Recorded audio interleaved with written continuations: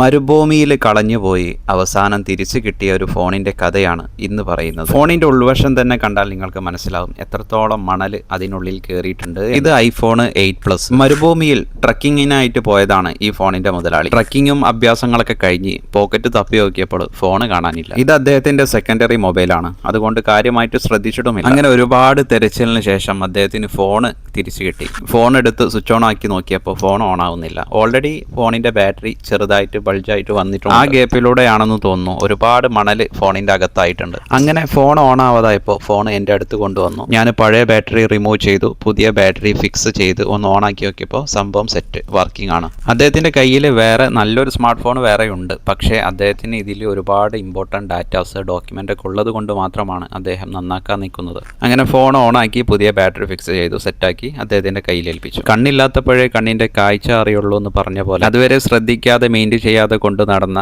Rough using ആയി കൊണ്ടുവരുന്ന phone ഒന്ന് പോയപ്പോൾ അദ്ദേഹത്തിന് ആ ഫോണിന്റെ വില മനസ്സിലായി. കാരണം അതിലുള്ള ഡാറ്റാസ്. അപ്പോൾ അടുത്ത നല്ല ഫോൺ കഥയുമായി വീണ്ടും കാണാം. അപ്പോൾ വീണ്ടും பார்க்கலாம்.